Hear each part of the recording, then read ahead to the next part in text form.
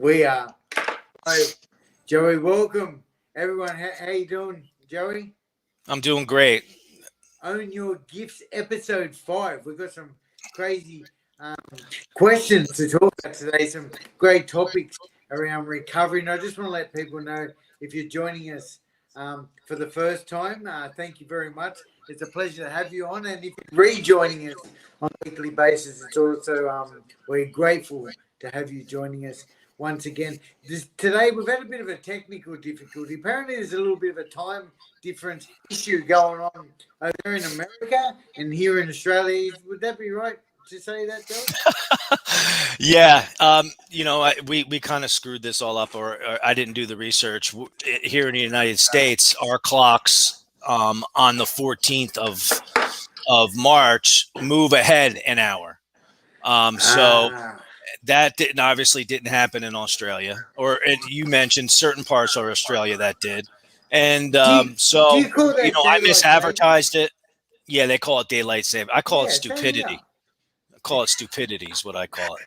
Uh, It makes no sense. There's not any explanation of why that benefits anybody or anything that anybody has given me that makes any sense to me. But that's just there is a benefit, Joey. I'll share that with you later. If there is here a pretty obvious benefit. But I don't want to. It's like I'm going to go into the weather. Hey, guys, you I'm going joining? to be a hard sell. Definitely going to be a hard sell. No, I think I've got the perfect All actual right, answer for it, which we'll might see. make a lot of sense. But anyway, hi Sarah, thank you so much for joining. Sarah says hi, Joey. If you are Hello. joining us, please drop your comments. Let us know where you're watching from, and if you're watching live. Today, Joey's put together some content, some amazing and really thoughtful questions around some of the questions that pop up in our everyday lives, and especially being people and men in recovery. These questions are quite profound, like, for example, let me just rattle off a couple of these questions, Joey, so our audience knows, and they're probably in the link post already. But I'm sober now. Now I'm sober. Now what? Like we get in, then what do we do? Is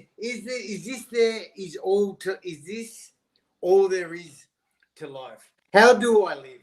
How do I manage my stress, my anxiety? How do I regain my health? How do I reclaim my time and energy? How do I manage my sleep? How do I achieve balance? Joey, balance is the key.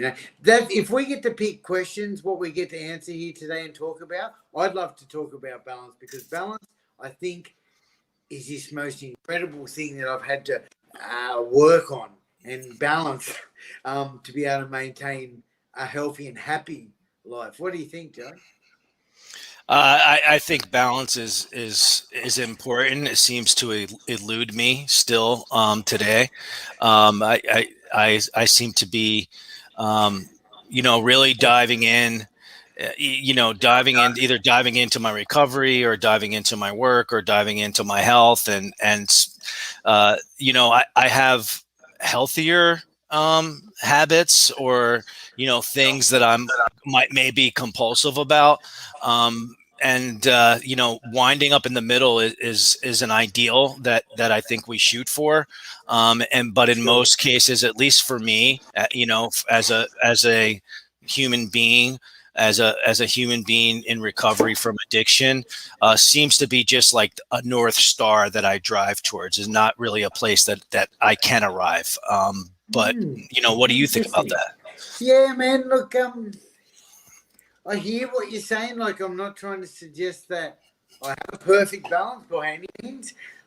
So I love that, the Northern Star. Like, that's where I'm heading. There's a goal. But I can tell you this much. My schedule is tight. Like, my life is so full, and I run amazingly like clockwork these days. Like, literally, I arrive 5 minutes before a meeting every time, on time, and I don't know how I managed to do that. My tip would be, I always aim to be early. I think that's the key. I think on time is late. So if you get a mentality going on and get there early, that's how I sort of managed to do it. But let me just throw a couple of things into the mix that I need to do in my life on a daily basis. I've got a beautiful daughter who takes up 99.9% of my time when I'm with her. I'm a guy, I can't do two things at once, so I've got her. Right, I've got my physical exercise. We're going to cover that question today, but that's something I need to do every morning, 6 days a week at least. I've got my recovery, should be number one. I've got to balance that. I've got my business, and then I've got I've got the service that I do. There's a whole heap of stuff. I think I'm missing a real big one in there too, but it's like, but now, and I think it's like. And this answers one of our other questions, but let's just say our head's this big filing cabinet. Joey, I just want to let you know we've got about 7 people live. We've got people coming in from Texas, from Toronto. I know Jean's from Arizona. Hey, Jean. Hey, Sarah. Hey, Kurt. Thanks for joining us. But I was going to say, like, head's like this messy filing cabinet when I got clean. And I noticed the more attention I showed to recovery and nurturing and looking after myself, and actually I'm talking about meetings for me, like most fellowship meetings, it's as if that messy filing cabinet started to get put in a bit of order, and the busier I became, the more time I seemed to have because I worked a well-oiled filing system. This is at my best. Some days I'm a mess. Don't get me wrong. Yeah, I don't think any of us do it perfectly. I'll share a little bit about what was like recovery for me in the early days. To let people know that that it's not easy, and sometimes, and I fall in that category. When you remove alcohol and drugs, even with a program of recovery, you get a lot sicker before you get any better. And that was my story is when they removed alcohol, or when I removed myself from alcohol and drugs, I got hit with a lot of the stuff that I was medicating and managing life with, like, depression, anxiety, stress, self-pity, guilt, shame, all at once. And, I didn't handle it. I did not handle it well. I was able to, stay clean and sober a day at a time. And I need to credit that with mostly just being really consistent in relation to my program of recovery. But as far as like,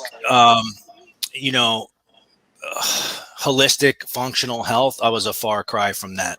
And one of my tools was another addiction. And I picked up food, and I turned to food. And when I got clean in August 2009, I was about 220 pounds. So I'm close to that now. And from 2009 to 2015, I went from 220 pounds to 415 pounds, and I was killing myself with food. And my bottom in recovery, and that's with, getting to a meeting every day, being of service, doing the deep work necessary, in order to, stay away from a drink and a drug, a day at a time. Sometimes it's just hanging on. Sometimes it's just hanging on.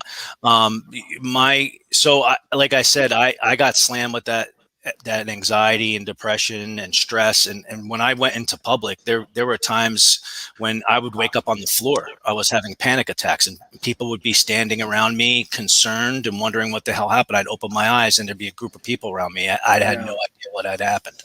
Yeah. And so, I think I was, a lot of the work that I was doing and over the course of 5 years were building up, and I was slowly getting better without me realizing it. But, come when I had another, what I like to call a spiritual intervention, I guess, when I was about 6 years sober, and it came in a way of a dream. I was visited. from my grandfather in a dream, and he told me he said he was screaming at me, and I love to tell this story because it's one of those turning points in my life, where Please do. he was screaming at me. He who isn't busy being born is busy dying, screaming at me frantically. And this was a man who'd never raised his voice, I realized right then that, hey, although I was sober and I was working a program in recovery, I was barely surviving. And I certainly wasn't jumping in the stream of life. And I woke that day committed to take back control of my health. And I started to do that very slowly, adding one habit at a time. So, the big thing for me, and that's one of the questions on there, was who? Like, who am I? A lot of the work that we do in recovery is about, why, what happened, cleaning up the past, and I didn't know that I had a choice to decide who I want to be. I didn't know that I could create that I could create that with my thinking. I can create that with a very clear intention, coupled with positive emotion, and create a new future for myself. So who am I? Like I lived decades in addiction. And even before I picked up a drink, I felt super uncomfortable in my own skin. And I never felt one of, and I didn't know that I had a choice. So the key is that, like, I don't have to be my past. I can create a compelling future for myself. Yeah, sure. Joey, just get going. There's a few things in that. When you're talking about swapping, your addiction, and you picked up the food, it made me think of a couple of cliches. Just like drop 2 cliches and let me know if you've got any more. But I remember swapping the witch for the bitch is one of the ones that made, like, it's a little bit fun and made a lot of sense to me. And the other is we put down the spoon like that in spoon that we'll mix it up, and we picked up the fork. That cliches floating around your fellowship. Yeah, absolutely, man. Yeah, Yeah, I've heard that one. That's a good one. yeah, but it's so true, isn't it? Like, and the rehab spread. Like, we're very lucky here in Sydney and Australia. I know it's absolutely different for you guys, but I had so many admissions to amazing treatment centres, public health system treatment centres that would fatten you up. I'd often go in there with eating for days, and I'd come out of there if I lasted long enough with a bit of the rehab spread. So that's another common one that happens, mate. But I completely identify and relate with that, which then goes back to balance again for me. I can right now. I'm on a bit of a healthy eating plan what we've had, but it's something that's incredibly important for me, and it goes back to the energy levels. Like when we're in recovery, I need to get the most out of life, and if I'm feeling sluggish, and I know I certainly have for many years, and it takes me some time to realize that maybe my food has got some impact. Smoking cigarettes can be one that impacts that. Not getting enough sleep. I love to train hard at the gym too. So if I'm not getting enough sleep and recovery time too, I'm going to be feeling sluggish. So it all comes back to that balancing, But over the years, I guess I have really found the importance of that balance and getting all those aspects. It's mental, physical, and spiritual, as we know. And it took me years to identify and to learn that. I loved your question around who am I as well. And let me just share a little bit about that. Like, and as long as we don't pick up, yeah. I love sharing with people like the struggles, the pain, the broken relationships, the trouble you get yourself into. This is the stuff that we start to learn to identify who we are. What do I like? What do I not like? How do I put boundaries in place to get what I want? Am I, and how important are they? It took me. I don't think you can just get clean, put down the drugs, and start to realize anytime soon who am I. I think today, 11 years, 5.5 months, or maybe 6 months into the journey, I have a really good understanding of who I am. I know what I like. I know what I don't like. You know, I know what works for me, Joey, and I think it's a beautiful, beautiful place to be. And I think it's also why my spirits are often so high, because I can nurture and look after that stuff. And I guess I'm just sharing this with anyone watching. And hello to anyone else new that's joined. Hey, Lisa. Hey, Kerry. I heard also in the early days of me getting clean and sober, and you mentioned, yeah, like we get sicker before we get better. I love that. And it's so true. Of course, we put down the drugs. Drugs weren't actually the problem. I just had no idea on how to live life, you know. So then I'm throwing in the middle. I've got no security blanket and I need to start learning how to live. And I can't enjoy myself and in those early days like that. So yeah, look, these are all wonderful questions. Please, if you're watching, let us know if you've got any questions around this stuff. But ultimately, Joanne, I just want to drop this. Like, I think when I started to learn who I was and I started to learn the balance, I started to practice healthy living habits. And congratulations to you for losing all that weight too. That's a massive achievement, you know. That's when I started to find some true happiness. Yeah, I think for me, the first and foremost thing is to set myself up to win. Like I need to be able to be living in integrity, and that means I need to do what I say I'm going to do to myself. And so, you know, obviously in the way of recovery, it's like, okay, I've been living one way for 2 decades, and so now I need to live a different way. For me to expect that I'm going to be able to do that overnight, or that's a magic bullet, is set myself up to fail.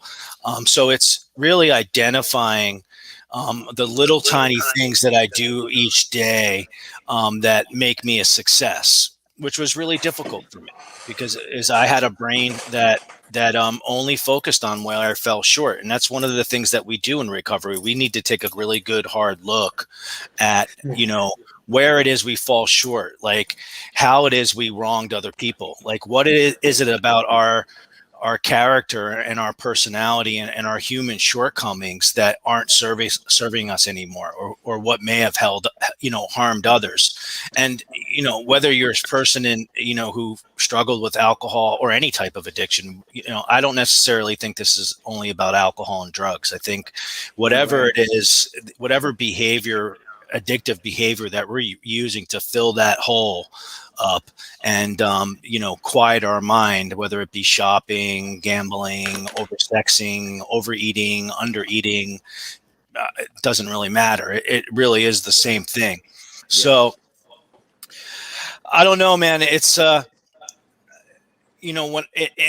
very, very early in recovery, I had a mentor of mine told me that the most important thing in recovery, and if you take no other message away, is consistency. And so what my recovery looked like really early on, and I mentioned that I was in bad shape. Like what it looked like for me when I was 4 months sober was, I slept 20 hours a day. I obsessed about suicide and using, and all I could do is get to a meeting. I got sober in a 12-step rooms, get to a meeting every day, and once a week meet with my sponsor there, so we can go over start beginning to go through our literature a page at a time and start doing the work that's required for us to free ourselves. And that's all I was able to do for a long time, and like I said, I was killing myself in a whole nother different way. And that's not everybody's story. Like, this is my personal journey. Some people come into recovery, they remove the alcohol and drugs, they start changing their behaviors, they start to be consistent, and they get well. Um, but it's not always the case, which is why I like to always talk about this, because sometimes it takes a whole lot longer. And despite your best efforts, you might not get well right away. The most important thing is that I don't pick up a drink. For sure, mate.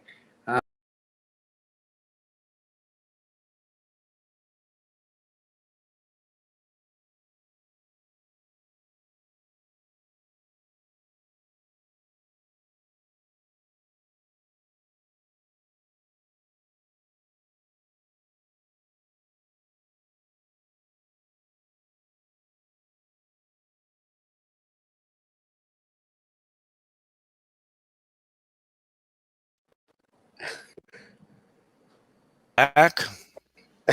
Sorry. I was trying to get technical. We lost a couple of viewers, and I was trying to get technical, Joey, and I heard everything you said. I was trying to highlight you, and yeah, you and we're just doing our best here on this journey of recovery and Yeah, we're entrepreneurship. winging it. We're winging it here. We're getting out here. We're getting vulnerable. We're sharing our truths. We're sharing what worked, what didn't work, our failures, our wins, our victories, our setbacks. And if one person on here, walks away from this thing with a little more hope than we got here, we've done our job.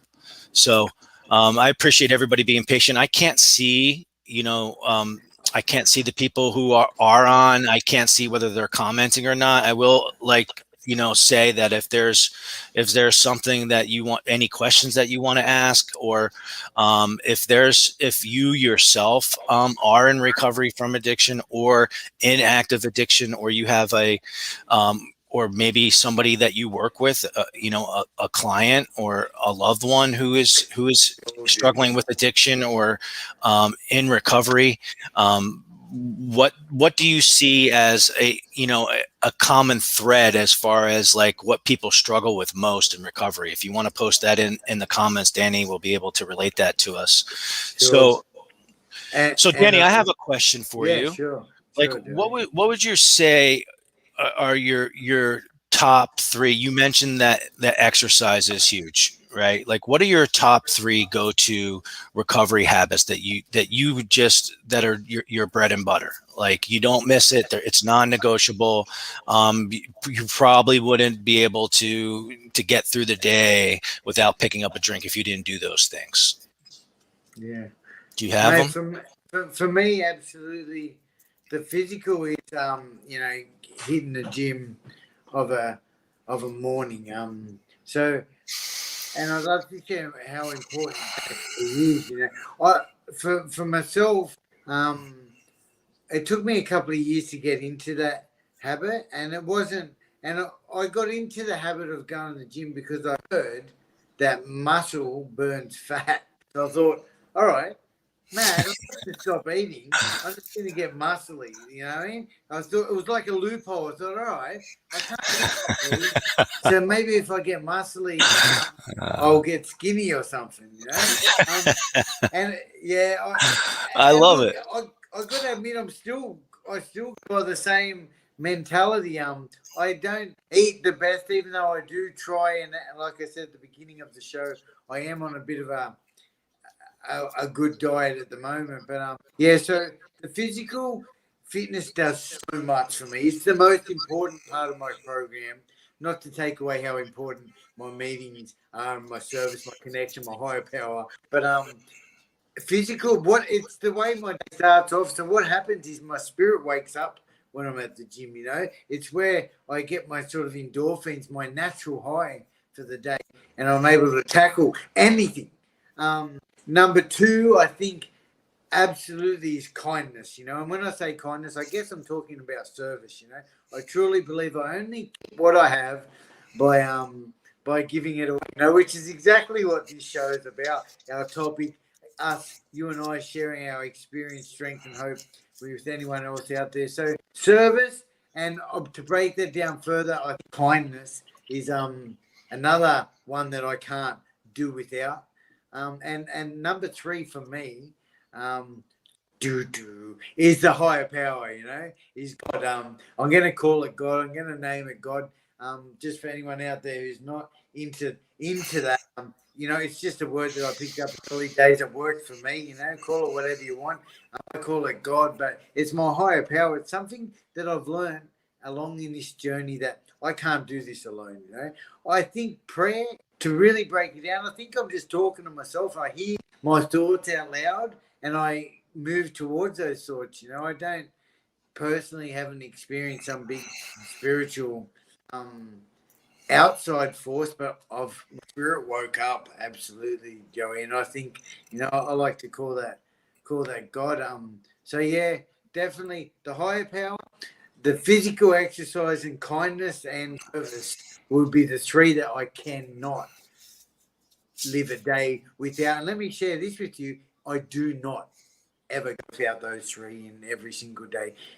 Do not ever get complacent. I heard that in my early days of recovery, and I hung on to it. Basically saying, Danny, you get complacent, you start dropping any of those critical three, you can die maybe. I'm pretty extreme with my thinking, but yeah, I will not miss a day without practicing those three, mate. What about yourself, Joey? Um, and I consider my recovery kind of happening in two halves. There was the first half, which was a real struggle. And then, after 2015, things changed a little bit for me. And I started to get out of the woods a little bit and started to be a little more gentler with myself and give myself permission to be human and prioritize my health and everything surrounded like that, and being really careful with the way that I speak to myself and my mental and emotional hygiene. But the first part of recovery was like I said, it was ugly for me, but I did several things every single day without missing. And that was to get to a meeting every single day. Like I might have missed over the course of 11 plus years, I may have missed 15 meetings. That was just something that was driven into me. And if it ain't broke, don't fix it. So I kept getting to a meeting every day. Another thing is also prayer. Prayer and meditation. I have a consistent meditation practice. I haven't missed a day of meditation since March 2015. I did it in a sporadic way earlier in recovery, but meditation is it's about focus, right? It's about what you pay attention to. I do a little more traditional type of meditation, like traditional breath work type meditation. But there's many ways that you can meditate, and the worst thing you could do is overthink it. I would say that I like to break it down really simple. There's two kinds of meditation: the kind that you do and the kind that you don't do. If you're practicing it, you're meditating. So it's getting to a meeting every day, prayer and meditation practice, surrounding myself with people who are serious about the recovery, reading some, even if it's a paragraph, one page of recovery literature, something to lift my spirits, something that's going to treat my disease. And most importantly, because I lived a life of only caring about me and having my needs met, and what can I get, or what did I have that someone's going to take? So most importantly is to help somebody every day. Something really simple, and that falls in line with your kindness. It's like, I need to be always looking outside myself, because sometimes I can't see past my own face, The service. Yeah. And that selflessness, that's what it is about. When we get off ourselves and we can help someone else, there's this amazing amount of power in that. And I just want to acknowledge also, I heard in the early days of recovery, we keep what we have by giving it away. So in fact, we do all this stuff. It's that twist, ultimately, because we're doing it for ourselves anyway. So beautiful, Joey. I agree. Spot on. That prayer has been very important, and looking after ourselves. And the meetings, you say, that's what I'm saying. Guys, if you're watching, I just want to share with you, one of the things I love about Joey is he got clean and sober on what date? August 20th, 2009. Yes, so like 20 days before me in 2009. I love that. connection. And I think, and crazily enough, we had a guest lined up for the show next week, who will be on the following week. We'd also got a clean date within the same month. Is that right, Joey?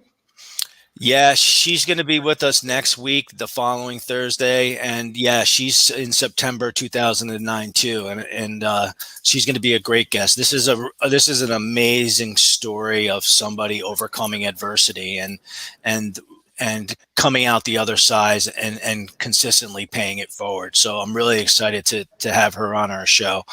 And now that my life is a lot different and I've prioritized my health, the most important thing I do, aside from the things that I always did, is my morning routine, which really aligns with yours, Danny. And sure.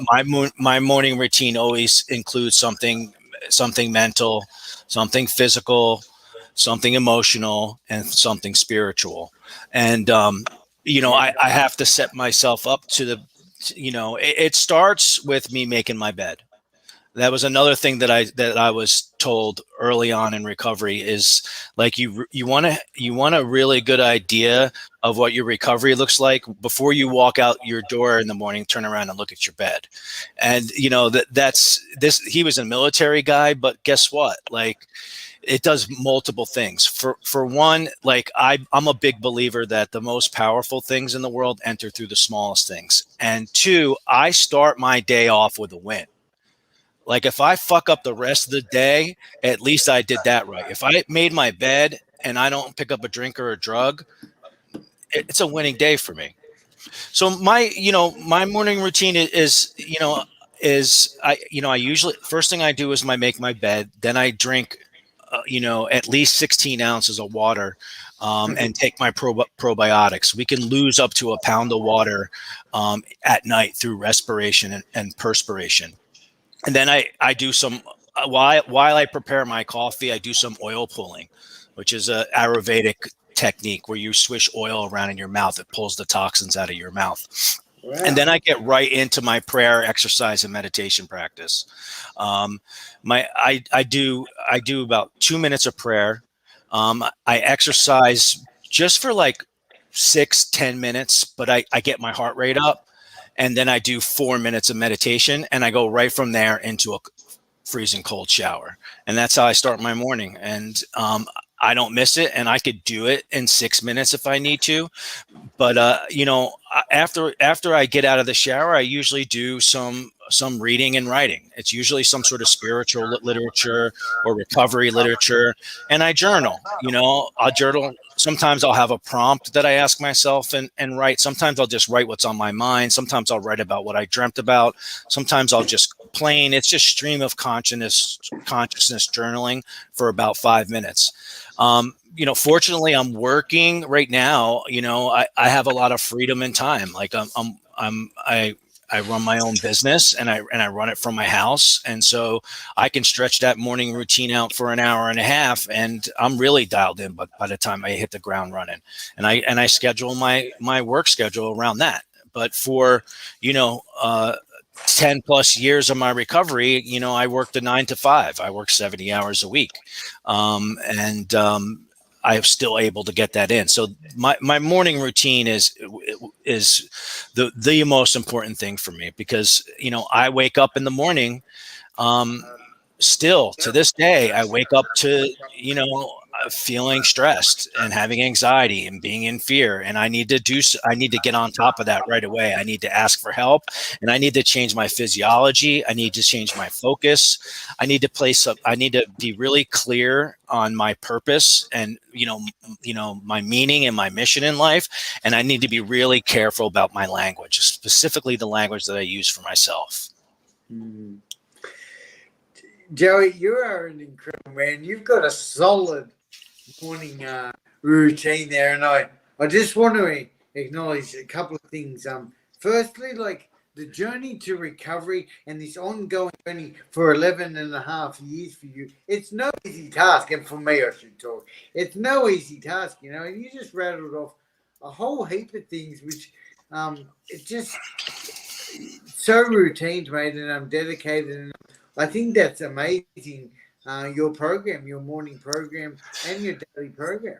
I You think know? it's important to mention that I started that with one tiny step. Yeah, absolutely. One Yeah, tiny step. Like sure. when I was 5 years sober and I was 415 pounds, I did have a prayer practice. I had a meditation practice. I had solid recovery habits, but Yeah. physical exercise, forget it. I had to start by like, hey, just try to drink 60 ounces of water a day. That's how habits are built. Habits, I don't need to invent the wheel. You need to start really small, impossible to fail small. And that's where the consistency comes in. If you do it consistently, you start to build some momentum and then you could add a little bit more. I just added a tiny bit, but it's been years. So But that's where I am consistency. now. I've been Yeah. super consistent and I took Yeah. zero leaps. I I'm took hearing you, zero mate. large steps. I took Yeah. lots of really tiny steps. You add a Yeah. little to a little, it makes a great heap. Sarah said small steps every day, and you're absolutely right. And you're right, Sarah. And it's been very similar to me too, Joey. But yeah, still, that's a pretty impressive morning routine. Mine personally, and I think it's important that we identify, and it goes back to who I am. That question, like I know what works for me, what doesn't work for me, and I know my criticals. The stuff I need to implement every day. And like you said, I know. And to me, these days, I do all my daily routine without even thinking about it. It just comes second nature. But it's my daily inventory. Probably the most important one is at night when I check in with myself. How did I go today? What did I do good today? What could I possibly do tomorrow? And I know I've shared this before. And then wrap it up with a bit of prayer too. But that stuff's incredibly yeah, it's longevity. That's why I'm still here. It's obviously why you're still here. And if you're in the early days of recovery, and fuck, it was so overwhelming knowing that there's so much to do. And I want to acknowledge once again that it's not easy, but I reckon, Joey, the easy way is the hard way. So, skipping some of those steps and not getting involved in all that stuff is actually the hard way. I found the hard way was the easy way, and that was throwing myself in the middle, getting involved in all these things, all the suggested things. Yeah, Joey, why don't we look? We're coming up to almost 40 minutes. Thanks everyone for joining us for so long. But I'd love to hear from you quickly. I think it's important. Like, where are you now, Joe? What are you doing? You mentioned that you work for yourself now. Would you mind giving us a bit of a pitch about? I see you're heading on the page, efficiency life coaching. Would you want to tell us a little bit about that, mate? I'd love to Yeah, hear a bit about that. sure. It's efficacy life coaching. People struggle with that word, but I love it, so I keep it. Yeah, I built most of my life. I built high end custom furniture. I'm a woodworker and I'm a craftsman, and it I had maybe like 2 or 3 years ago, I started feeling very unfulfilled in that career, and it really wasn't stimulating my creativity anymore. And it became a means to an end, and I was lacking passion. And somebody, a mentor of mine told me, he said, look at what you've done over the course of 11 years. Like, you look at all the areas of your life that you transformed. And he said to me that I would be doing myself and the world a disservice if I wasn't helping other people to do the same. Now, I was doing a lot of service in the recovery communities, but I think I had something different to offer. And I was plugged into the personal development world, mostly out of desperation and necessity to learn how to live and to, start to create a life for myself and to regain my health, to regain my time and energy, all these things. But I decided that, hey, being a life coach, I just had an aha moment, like a Amazing. spark. I had a spark, and that's where efficacy life coaching was born. And I work with I work with mostly people in addiction. in recovery from addiction, helping them to uncover and discover the type of people that they want to be, and to design a system to help them get there and give them the support to do that. But it seems like for me, I've been having some people in my network bring me, and I'm getting the opportunity to work with some teenagers, teenagers who have aren't even necessarily are alcoholics or drug addicts or in recovery, but simply teenagers who have, lost touch with their life force, to try to uncover a passion for them, to try to get them some wins, to try to build momentum. And so that's what I'm really excited about right now, is the work that I'm doing with teens. It wasn't on my radar. It wasn't something that I thought would fit into where I would be able to best serve. But and I'm now working with two teenage clients under the age of 16, and I really enjoy it. And it's just amazing to see somebody who comes in completely defeated and just with really no real hope about the future, and see the lights come on. And so I think I'm going to be spending a lot more time doing that. But in general, I work in the area of health and wellness, and helping people with their mindset, and you mentioned the mind, body, soul integration with people in recovery. That's Efficacy Life Coaching. Amazing, Joey. It sounds like you're doing some wonderful work, and that's with the youth, with the younger generation. Like, get in early. Hey, it makes so much sense, and it's amazing. And I love, and I'm inspired how people's journey changes directions as we move towards our goals. If we keep this open mind, this is such recovery talk, but if I continue to keep an open mind and move forward one day at a time, one foot in front of the other, amazing opportunities are presented to us. And it sounds like you have one of those opportunities going on there with the teens and the youth. Yeah, I mean, if I didn't have a vision, and I wasn't starting to take action, take steps towards that vision, and I didn't tie that to a positive emotion, I wouldn't even seen that door open. For sure. Yeah. Well, it's been a wonderful interview, and thank great you show tonight. And I feel, I don't know if you've picked up on it, and I love it when I feel like I have been to the gym today, and I also had a really successful meeting go down just before we joined each other. It's funny how it's like 10:40 p.m. It's only 1:30 p.m. Just after lunch. The following day. You're the following day. Amazingly. Yeah, it's Thursday, 10:30 p.m. here on the East Coast in the United States, and you're the following day at what? What time is it? Yeah, 1:30 p.m. You are talking to the future, Joey. Yes. Yes. I love it. Makes me it's an amazing opportunity what we get to do here. But that's a special power of an addict, to be able to communicate with people in the future. Which actually brings me to what I've been doing, Joey. I don't know if you know, and anyone out there. I do.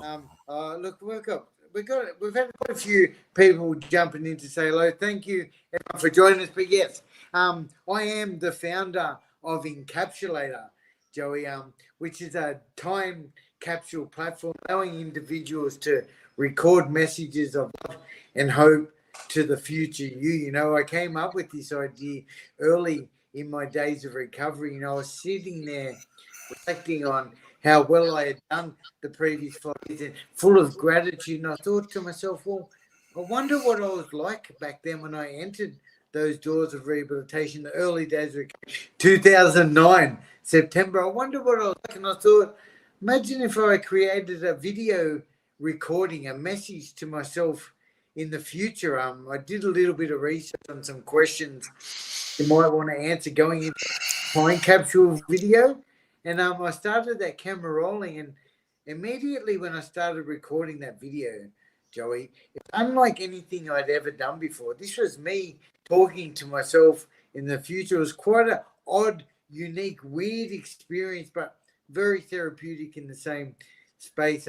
We've now developed this into a web platform providing time capsule videos, allowing individuals to reflect on their present moment and record their hopes, their dreams, and their future aspirations. And then this stuff, this private confidential video gets locked away into our secure time locked vault. The countdown means your video just disappears, waiting to be rediscovered at a predetermined date in the future. I just couldn't help that opportunity to practice my pitch there. But I think, coming from this meeting that I just had, we've started to implement our time capsules into the youth, actually. Some young kids ranging from 15 to 17 at a school just local to me. And they just light up when using the platform too. So I feel so chuffed and grateful, and also excited about the opportunities that are happening. So thank you for being part of my journey with that as well, mate. I just love that idea. I think it's such a useful tool, whether you're using it for recovery or in relationship or business. It's a remarkable thing to do. Like you sent me, you allowed me to try it out, and I haven't done it yet. But I'm gonna do it, and I'm gonna do it in relation to my business. And I wish I would have done it from day one, because I always sell myself short. What I think is possible and what's actually possible aren't aligned at all. So I could see how it would be a really useful tool. Look, Joey, go ahead, get on it and start recording the message. When we verbalize our goals, our hopes, our dreams out loud, it's very beneficial. We remember we said that, and we know that video is coming. It adds this extra level of accountability and the motivation to achieve our goals. And it also gives us an opportunity to respond to stuff without any fear of judgment. Talk about stuff. Nobody else is judging you except you. That's partly our problem, isn't it? Yeah, I was just gonna say, you don't want me to judge me. I'm in trouble. Well, Joey, thank you for a great show. Thank you everybody who participated and who watched. I'm really sorry that I fucked up the time.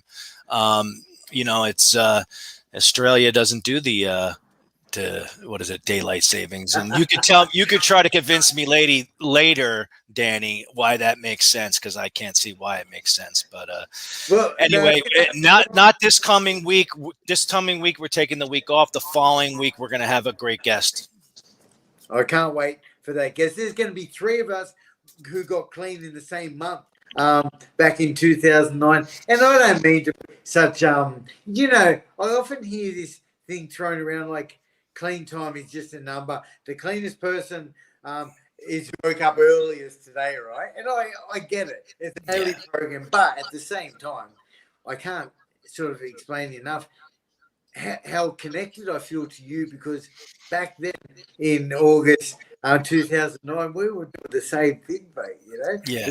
Before you got clean, well, probably, I don't know, but I won't go into details what I was doing, but it wasn't, I was laying in the gutter, man. That's where I was.